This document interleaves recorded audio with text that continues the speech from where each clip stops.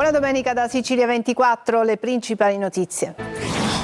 La festa di matrimonio di Dua Lipa e Callum Turner a Palermo alimenta le polemiche. La Sicilia definita covo della mafia su alcuni giornali britannici scatena la reazione delle istituzioni di Schifani e della Fondazione Falcone. Nuova intimidazione nel palermitano, incendio doloso danneggia una stazione di servizio a Capaci. Gli investigatori collegano il rogo alla scia di minacce e attentati che da mesi interessa l'area tra Palermo e Carini. L'auto lanciata sulla folla come un'arma. Restano in carcere con l'accusa di tentato omicidio stradale plurimo i due giovani che dopo una lite in discoteca a Taormina tentarono di travolgere i rivali. Tragedia sfiorata a Siracusa, un palo della luce crolla su un'auto, paura ai residenti allarmati, ma la conducente resta illesa. A Catania una marcia silenziosa per denunciare la violenza di genere e promuovere un cambiamento culturale maschile. In Sicilia 163 sono i femminicidi al 2010, 53 solo in provincia di Catania. Bagnanti e turisti affolla nel solarium di San Giovanni Licuti a Catania, la struttura comunale riattivata dopo i danni del ciclone Harry. Calcio, Fabio Caserta torna nel mirino del Catania per la panchina, il tecnico ex Empoli è tra i nomi in corsa, attesa anche la decisione del nuovo DS.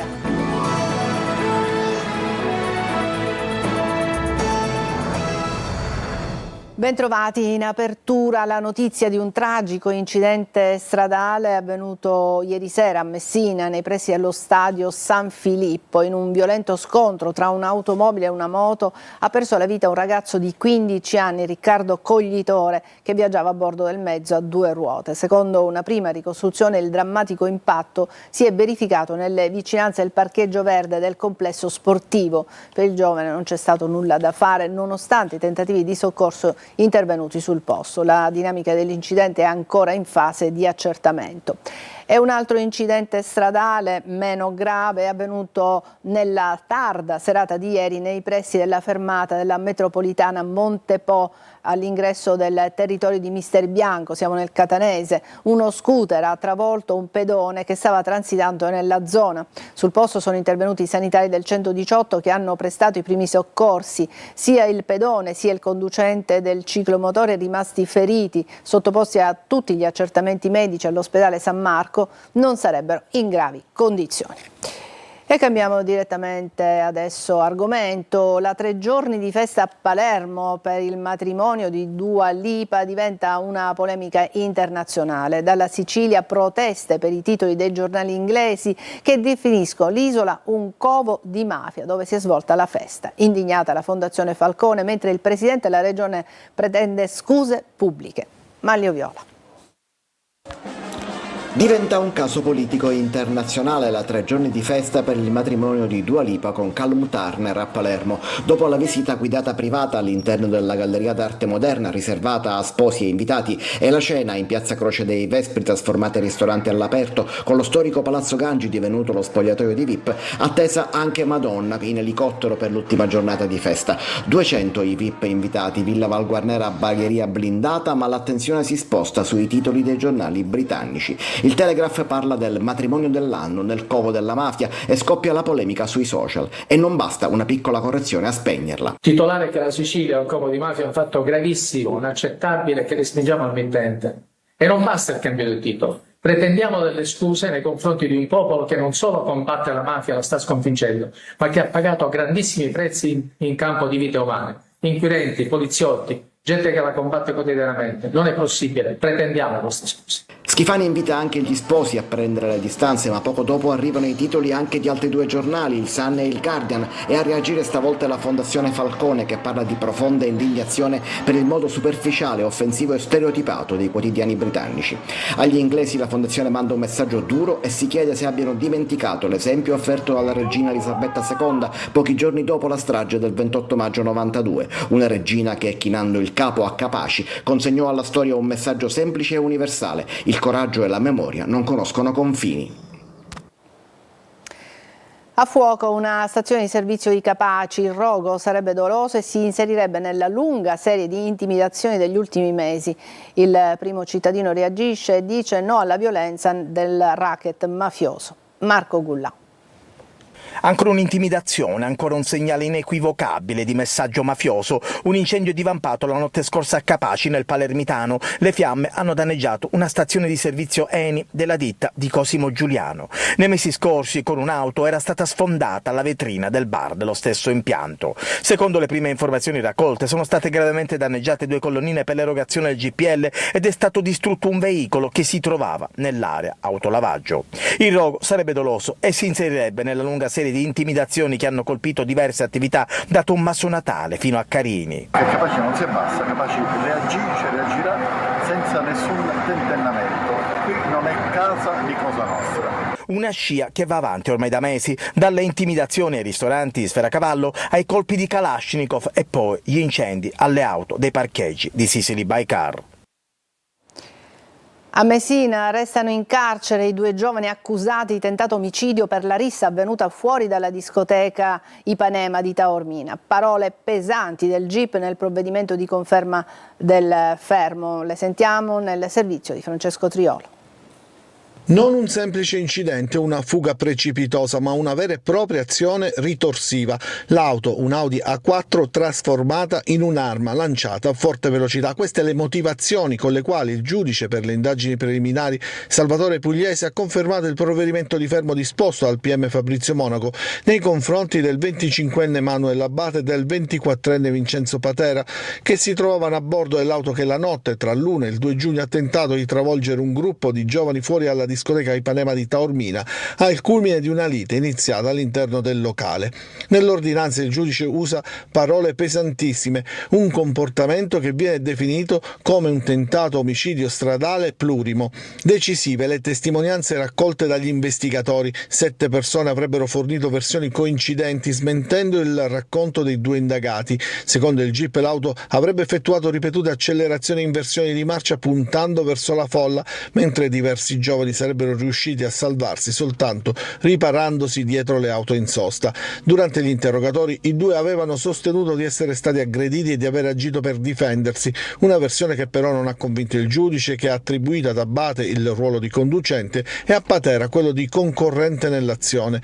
Le indagini della squadra mobile di Messina e del commissariato di Taormina proseguono adesso per chiarire ogni dettaglio e identificare anche altri giovani che, secondo i testimoni, si trovavano a bordo dell'Audi e il gruppo di catanesi con i quali era scoppiata la rissa.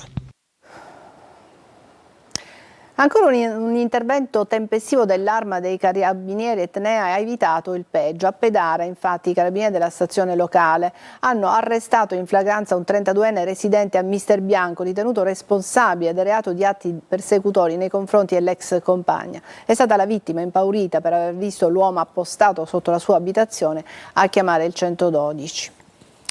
E i carabinieri di Avaro, in provincia di Siracusa, hanno arrestato un 45enne per maltrattamenti nei confronti del padre. I militari sono intervenuti dopo una segnalazione al 112 nell'abitazione familiare, dove hanno bloccato l'uomo mentre nel corso di una lite colpiva il genitore con una sbarra di ferro. La vittima è stata trasferita in ospedale, ma poco dopo dimessa, mentre l'aggressore è stato portato in carcere.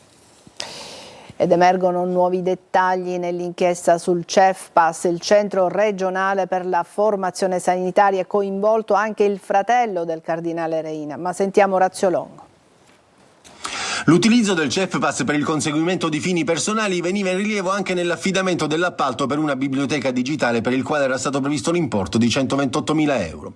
È uno degli episodi riportati dalla Procura di Caltanissetta nel decreto di perquisizione e sequestro nell'ambito dell'inchiesta sul Centro per la Formazione Permanente e l'aggiornamento del personale del servizio sanitario. Per i magistrati vi sarebbe stata una gestione per favoritismi di assunzione e consulenze non episodica ma per prassi consolidata, mettendo in piedi una sorta di sistema parentopoli con l'obiettivo anche dell'accaparramento di consenso elettorale tra i cattolici, tant'è che tra i 12 indagati, oltre al deputato regionale Riccardo Gallafflitto di Forza Italia e all'ex direttore del centro Roberto Sanfilippo, compare anche il nome di Domenico Reina, fratello del cardinale Baldassarre, attuale vicario generale di Papa Leone XIV per la diocesi di Roma.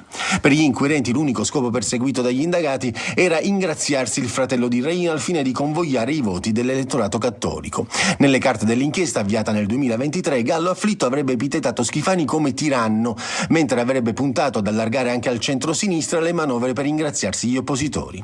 8 su 12 indagati i destinatari di richieste di misure cautelari per i cui reati ci sono anche corruzione e falso ideologico, mentre potrebbero arrivare ulteriori terremoti dal dossier segreto che avrebbe realizzato San Filippo con nomi e cognomi. Dalla presidenza della regione si apprende che a marzo scorso era stato nominato come facente funzione alla guida del CEFPAS l'attuale direttore amministrativo. Giovedì scorso la nomina del commissario straordinario.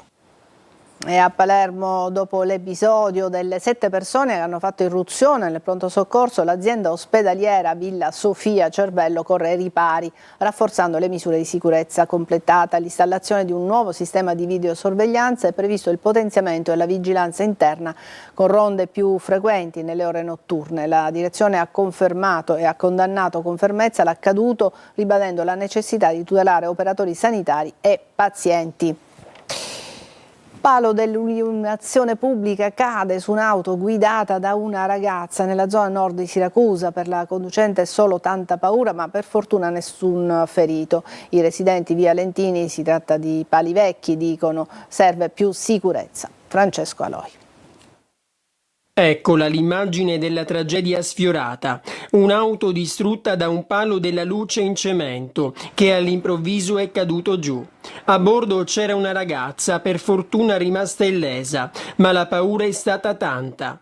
Si vedeva da lontano che c'era questa macchina, all'inizio pensavo fosse un incidente, la macchina che aveva sbattuto contro il palo, però poi dopo ho capito che è stata tutt'altra cosa. Io mi trovavo lì di passaggio per poco, ma ho visto già il palo sull'auto e fortunatamente la ragazza è illesa. Siamo in via Lentini, a ridosso del viale Scala Greca, zona nord di Siracusa. Un'arteria molto trafficata, dove la sicurezza però pare non essere messa al primo posto. L'episodio di questa mattina deve servire d'allarme un po' per l'amministrazione, per provvedere tempestivamente alla sostituzione di questi pali. Per chi è alla guida, ma anche per chi va a piedi, il pericolo può arrivare sia dall'alto che dal basso.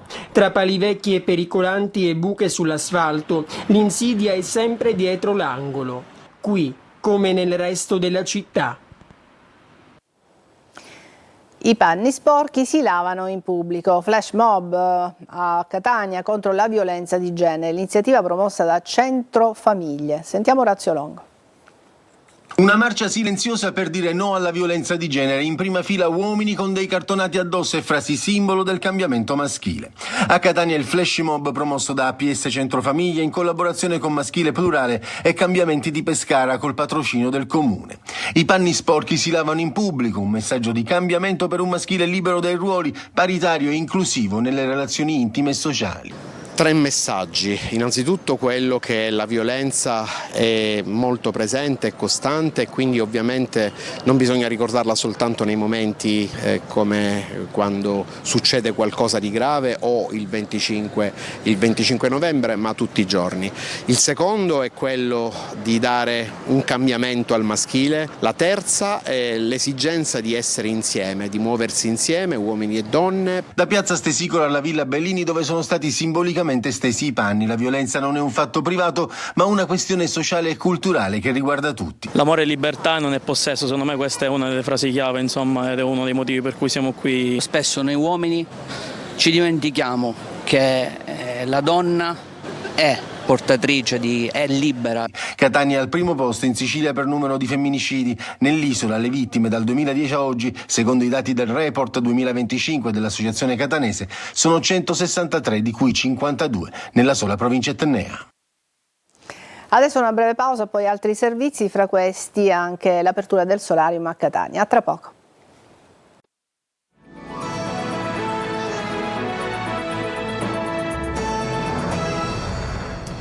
Vanno avanti i lavori per la ferrovia Messina-Catania, è stato abbattuto l'ultimo diaframma della galleria Scalette e adesso iniziano i lavori per degli scavi per il tunnel di Toianni. Tonino De Mana.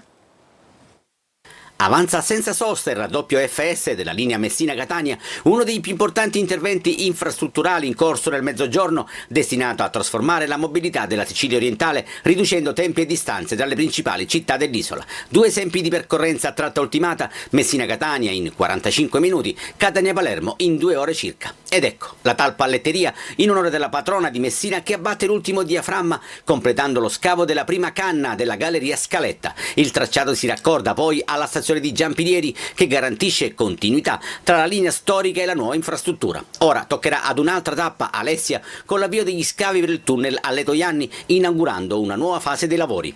2 fronti operativi di WeBuild alla guida di un consorzio con Pizzarotti per conto di RFI, che procedono in parallelo e testimoniano il ritmo sostenuto per realizzare un'infrastruttura strategica per il futuro dei collegamenti ferroviari dell'isola. Il progetto parte del corridoio scandinavo-mediterraneo, attraversa un territorio complesso con un tracciato che prevede 43 km di nuova linea ferroviaria arretrata rispetto alla costa, capace di superare vincoli geologici che finora hanno rallentato la mobilità locale. Per comprendere l'importanza dell'opera basti pensare ai danni del ciclone Harry sulla linea ferrata tra Scaletta ed Alitterme, che provocarono per quasi 2 mesi l'interruzione del collegamento tra Messina e Catania.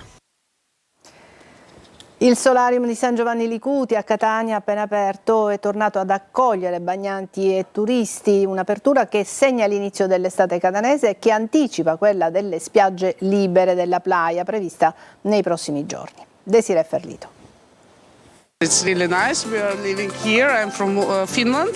Dalla Finlandia a San Giovanni Licuti, l'estate catanese riparte dal solarium appena riaperto, restituito alla fruizione dei cittadini, dopo gli interventi di ripristino e reso accessibile anche alle persone con disabilità. Una piattaforma che si inserisce nel suggestivo scenario del borgo marinario e che quest'anno si presenta arricchita dalle fioriere ornamentali, capaci di trasformare questo spazio in una vera e propria terrazza sul mare. Cosa volete di più? Che è bellissimo. Grazie al comune che sta facendo queste cose, naturalmente è una cosa positiva. Comodo in centro città, si può venire anche a piedi, quindi cosa volere di più? Già abbiamo fatto il primo bagno. Come si è trovata con la piccola? Benissimo. Com'è l'acqua? Bellissimo. Molti la trovano fredda, io la trovo buona. Prima volta che lo vedevo, non sapevo l'avessero montato, però sì, è molto carino. Tra i bagnanti prevale l'entusiasmo, con qualche piccola osservazione. È piccolino il solarium, perché una volta, non avendo fatto quello al nautico, questo andava ingrandito. Difficult to get to the sea a little bit for my mother. E mentre il solarium torna a riempirsi di asciugamani e tintarelle, proseguono gli ultimi lavori sulle spiagge libere della playa, la cui apertura è attesa a breve. In questo angolo di mondo cristallino c'è chi sembra aver già trovato la formula perfetta per affrontare l'estate, lasciarsi trasportare dalle onde, concedendosi il lusso più semplice di tutti, qualche ora di relax. Ad Agrigento, tappa del Giro d'Italia delle cure palliative pediatriche. Un albero simbolico si è riempito di messaggi e pensieri per i bambini malati e per le loro famiglie, sollecitando i cittadini alla responsabilità e alla cura dei più fragili. Davide Sardo. Un albero carico di messaggi, speranze e vicinanza. Ad Agrigento la solidarietà ha dato voce ai bambini affetti da malattie inguaribili e alle loro famiglie. Piazza Cavour ha ospitato la 5ª edizione del Giro d'Italia delle cure palliative pediatriche, la campagna nazionale promossa dalla Fondazione Maruzza. Protagonista della giornata, l'albero della cura, arricchito dai pensieri lasciati da cittadini, operatori sanitari e rappresentanti delle istituzioni. Un gesto semplice ma dal forte significato simbolico per rompere il silenzio che spesso accompagna la sofferenza dei più piccoli. Sono tanti i bambini affetti da malattie inguaribili e necessitano di un supporto sia loro che le famiglie a livello olistico, quindi le varie figure hanno il compito di abbracciare in queste fasi brutte della loro vita sia i bambini che le loro famiglie, aiutandoli a 360 gradi. Per questo è molto importante abbracciare queste iniziative per diffondere questa cultura e aiutare queste persone meno fortunate di noi. L'iniziativa ha acceso i riflettori sull'importanza delle cure palliative pediatriche, un'assistenza che punta a garantire la migliore qualità di vita possibile ai bambini e alle loro famiglie, anche attraverso il supporto domiciliare. Una partecipazione sentita che ha confermato la sensibilità della città su un tema che riguarda non solo chi vive la malattia, ma l'intera comunità. Adesso una breve pausa, tra poco con il calcio.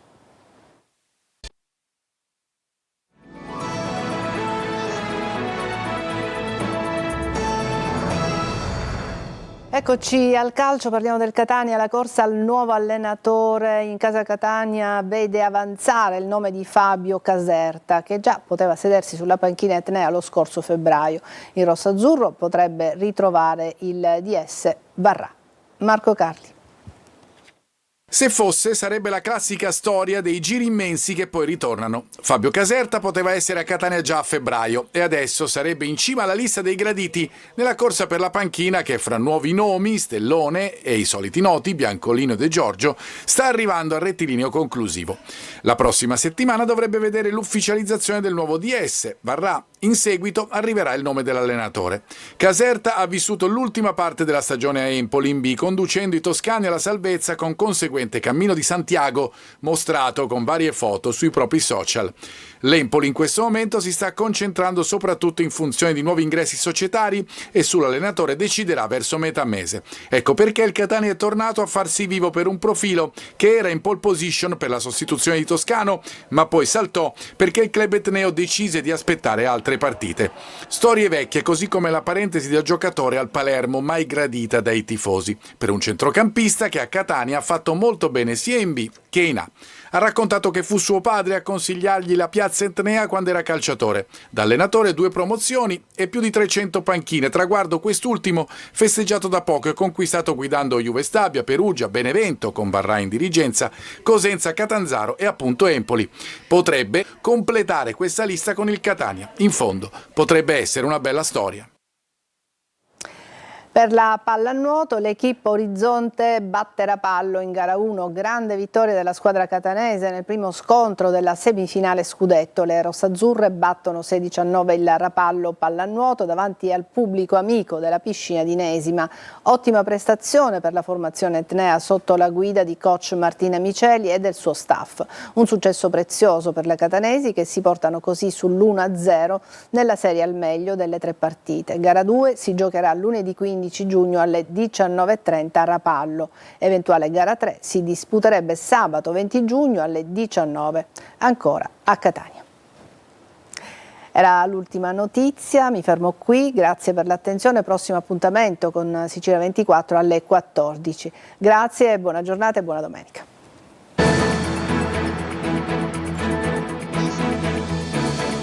Entra nel mondo dell'informazione con l'app Sicilia Web. Resta sempre aggiornato con le news e le live in diretta.